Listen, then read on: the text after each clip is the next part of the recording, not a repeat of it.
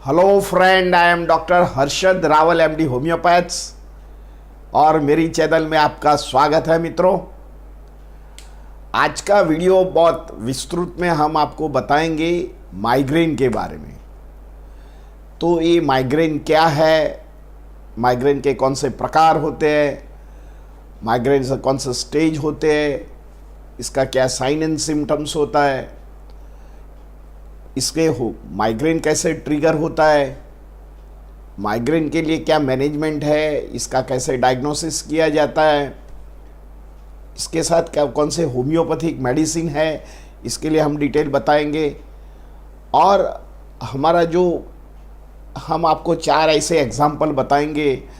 जैसे मैंने 35 साल में माइग्रेन के लगभग 10 से 12 हज़ार पेशेंट को अच्छा किया है, पर बेस्ट जो रिज़ल्ट मिला है, जो मेरी मेमोरी में है, ये 3 से 4 जो पेशेंट है, ये मैं आपको लास्ट वीडियो में बताऊंगा।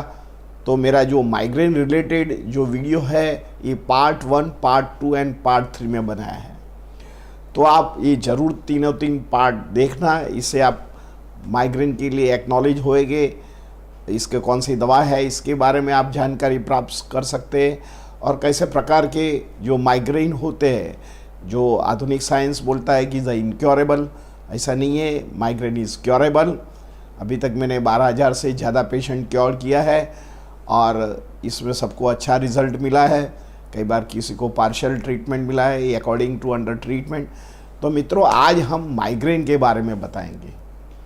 तो सबसे पहले माइग्रेन क्या है, तो ये इंग्लिश में उसको माइग्रेन बोलते हैं। माइग्रेन्स मीन्स एक जात का सिर का दुखावा। कई बार सिर का दुखावा सर्दी से भी हो सकता है, कई बार आपको हाइपरटेंशन हो तो आगर भी हो सकता है, कई बार आपको क्लस्टर हेडेक हो तो आँख के आजू बाजू में होता है।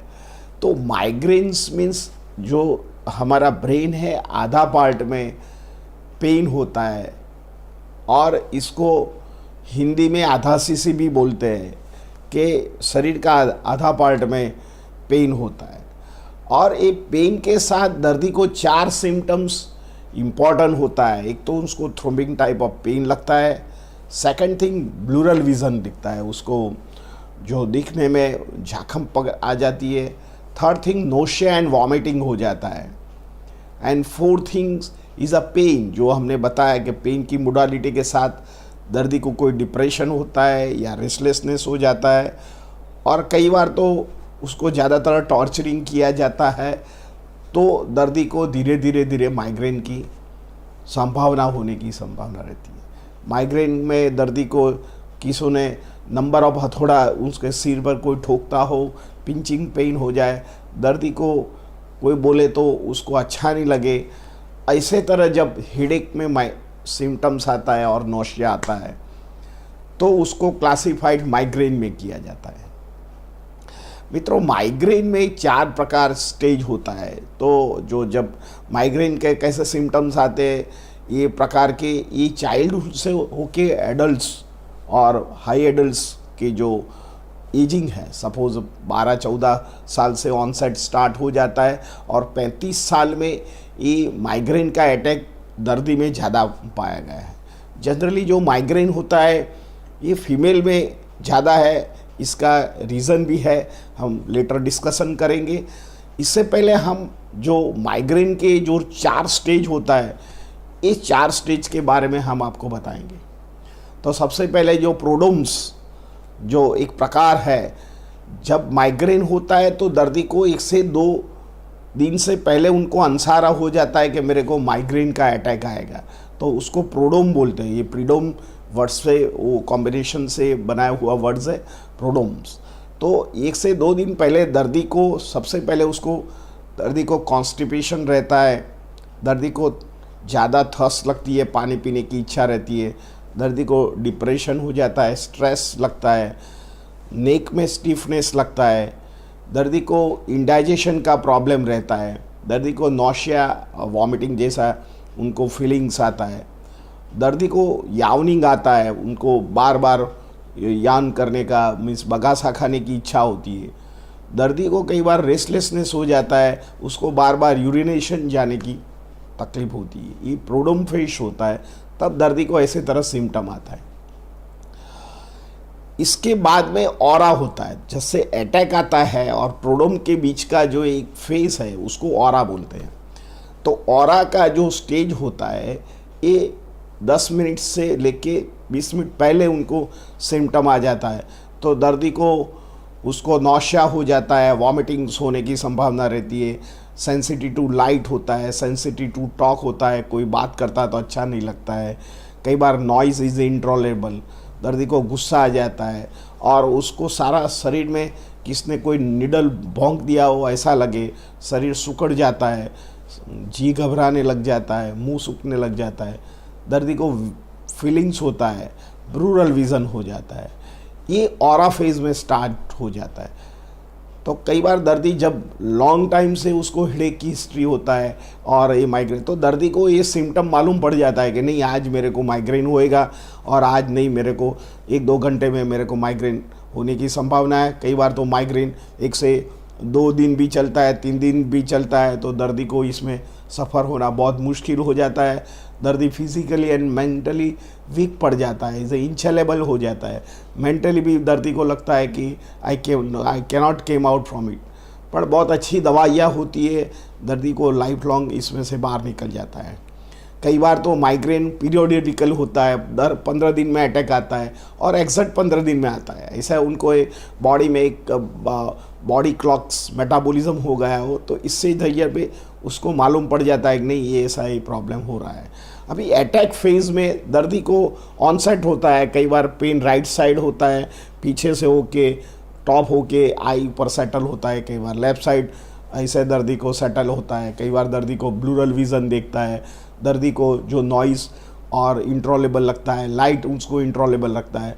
तो ऐसे स्थिति में दर्दी उनको अंधारा में, એટલે कोई भी एक शांत जो रूम हो, इसमें किसी को आने की परमिशन नहीं बोलता है, आता है तो गुस्सा कर देता है और पूरा शरीर पूरे પોતાની जात को एक रूम में, डार्क रूम में रख देता है। इसी तरह हमने कई सिम्टम देखा है और होम्योपैथिक में तरह तरह के मेडिसिन के जो सिम्टम्स है, इसके अलग अलग दवा है, मैं आपको आगे चर्चा करता हूँ।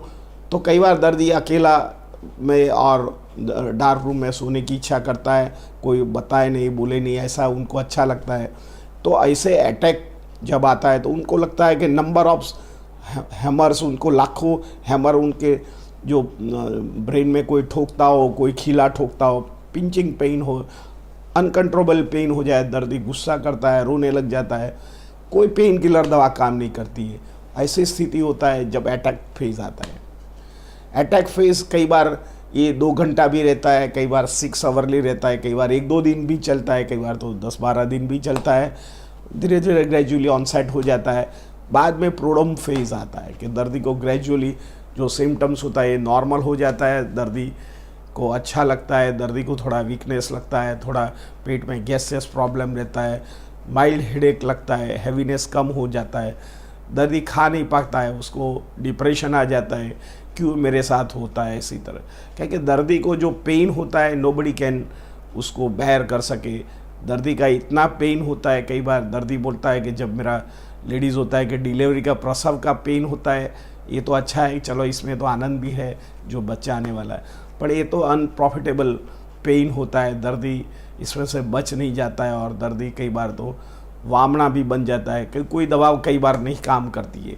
क्योंकि जो भी माइग्रेन की दवा होती है ये हाई इंटेंसिटी पेन किलर दिया जाता है, कई बार दर्दी को इतनी स्ट्रॉन्ग दवा दिया जाता है कि दर्दी को उसका और भी कॉम्प्लिकेशन रहता है।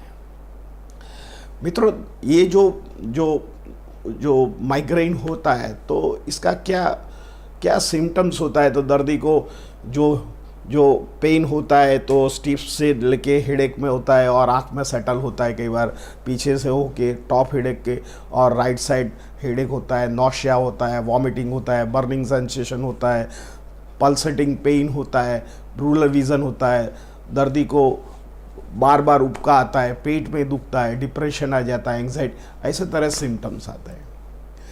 तो उसका क्या कॉज होता है तो उसको ट्रिगर करता है। तो जो दर्दी को सबसे पहले तो उसका जो हार्मोनल लेवल्स होता है, जो लेडीज़ होता है पर्टिकुलरली उनको एस्ट्रोजन नाम का जो हार्मोन्स होता है, ये उसके लिए रिस्पॉन्सिबल माना गया है। तो ये जो माइग्रेन है ये लगभग 10 व्यक्तियों में से माइग्रेन जो हम नरेट करते हैं तो इसमें से 4% मेल को होता है, बाकी 6% लेडीज़ को होता है। लेडीज़ को होने की जो संभावना है, बॉडी में ईस्ट्रोजन लेवल जो ज़्यादा होता है इसके कारण ये माइग्रेन होने की संभावना थी। जो ईस्ट्रोजन इम्बैलेंस हो जाता है तो ब्रेन में जो ऑक्सीजन और न्यूट्रिशनल प्रॉपर नहीं सप्लाई होता है और समटाइम्स वैक्यूम्स हो जाता है ब्लड और ऑक्सीजन लैक्स मसल्स में जो हमारा सेल में, तो इसके जरिए भी ये माइग्रेन अटैक करता है। सेकंड थिंग, कई बार एक्सेस ऑफ अल्कोहल लेते हैं या टोबैको लेते हैं या टी लेते हैं तो उनको भी ये माइग्रेन होने की संभावना रहती है। मित्रों, कई बार ओवर सेंसिटिव स्टिमुली होती है। कई बार हम जो एंटी ग्लेयर आता है, जो सनलाइट का, हम ड्राइविंग करते हैं और रोड पर जो दोपहर को लाइट आती है, ये लाइट सीधा हमारा आँख में आता है तो कई बार आपको माइग्रेन होने की संभावना रहती है। कई बार अंडर लाइट सनलाइट में जाते हो तो भी माइग्रेन होने की संभावना रहती है। कई बार घर में भी, अभी मई और जून में भी जब हॉट होता है तो कई बार जो माइग्रेन पेशेंट होता है तो उनको भी ये ट्रिगर होने की संभावना रहती है। मित्रों, कई बार एक्सेस ऑफ हम एक्सरसाइज करते हैं तो हमारा पीठ होता है ये ऊपर चढ़ता है और इसके जरिए, पीठ से जरिए भी हमको हैवी एक्सरसाइज और एक्सेस ऑफ एक्सरसाइज से भी कई बार हेडेक हो जाता है। कई बार excess of abuse of sexual desire, कई बार लोगों को ज़्यादा उन्माद रहता है सेक्स, तो उनको भी माइग्रेन का इफेक्ट होने की संभावना रहती है। मित्रों, कई बार कोई मेडिसिनल अंडर आप कोई ट्रीटमेंट लेते हो या एक्सेस ऑफ मेडिकेशन होता है, कई बार आपने कॉन्ट्रासेप्टिव पिल्स, मैंने आगे बताया कि जो एस्ट्रोजन की जो मेडिसिन थेरापी में जो लेडीज़ जो फैमिली प्लानिंग करती है तो इसके जरिए भी उसको हेडेक रहते हैं। कई बार वाजोडाइलेशन प्रकार की कोई दवाओं लेते तो भाई माइग्रेन ट्रिगर करता है। कई बार तो जो नाइट्रोग्लिसराइड नाम की जो दवा होती है इसके जरिए भी उसको ये होने की संभावना रहती है। मित्रों, कई बार वेदर चेंज होता है तब भी ये माइग्रेन्स का अटैक होने की संभावना रहती है। जैसे गर्मी से ठंडक से गर्मी में जाते हैं या गर्मी से वर्षा ऋतु में या बारिश में जाते हैं तो भी माइग्रेन का उसको अटैक आने की संभावना रहती है। मित्रों, कई बार फूड भी हमारा जो होता है वो भी ट्रिगर करता है। तो सबसे पहले जो सॉल्टेड चीज़ होता है तो इसके जरिए भी कई लोगों को माइग्रेन की शिकायत रही है। और कई बार तो हम चाइनीज़ फूड खाते हैं, कई बार रात खाना खा के जाते हैं तो दूसरे दिन माइग्रेन का अटैक आता है। तो ऐसा बोला जाता है कि MSG એટલે ग्लूकोमोनोसोडियम जो होता है, जो अजीनोमोटो बोलते हैं, ये चाइनीज़ फूड में डालते हैं। तो कई बार चाइनीज़ फूड अच्छा लगता है पर SMG जो अजीनोमोटो है इसके जरिए भी दर्दी को ये हेडेक या माइग्रेन होने की संभावना रहती है। कई बार जो आर्टिफिशियल स्वीटनर्स जो लोग लेते हैं, जो आस्प्रामेट, इसके जरिए भी कई बार लोगों को ये ट्रिगर होने की संभावना रहती है। कई बार एक्सेस ऑफ अल्कोहल लेते हैं, टोबैको स्मोक करते हैं तो ये भी फूड इसके एक जवाबदार है। कई बार हमारा स्लीप पैटर्न ऐसा होता है, कई बार आप लॉन्ग जर्नी एयर में करते हैं और जेट लैग लग जाता है, कई बार आप 3 दिन 4 दिन नहीं सो पाए तो इसके जरिए भी आपको माइग्रेन होने की संभावना रहती है। मित्रों, ये जो रिस्क फैक्टर है कई बार जेनेटिक्स में भी आता है। कई बार जो फीमेल होता है उसको एस्ट्रोजन लेवल जो ज़्यादा होता है तो उनको भी ये प्रॉब्लम्स रहता है। कई बार जो मिडिल एज के व्यक्ति होती है, स्ट्रेस होता है, उनको भी ये संभावना रहती है। कई बार ओवर सेंसिटिव लेडीज़ है और सप्रेस बार बार उसको इंसल्ट किया जाता है तो उनको मन में रखता है, तो इन लोगों को भी ये माइग्रेन होने की संभावना रहती है। मित्रों, मेरा ये जो वीडियो, नेक्स्ट वीडियो में हम आपको बताएंगे कि माइग्रेन का डायग्नोसिस कैसा होता है और माइग्रेन के लिए आप कौन सा बेस्ट होम्योपैथिक दवा लेने का है, तो इसके बारे में बताएंगे। मित्रों, मेरा ये वीडियो कैसा लगा, अच्छा लगा, लाइक कर दीजिए, शेयर कर दीजिए। धन्यवाद।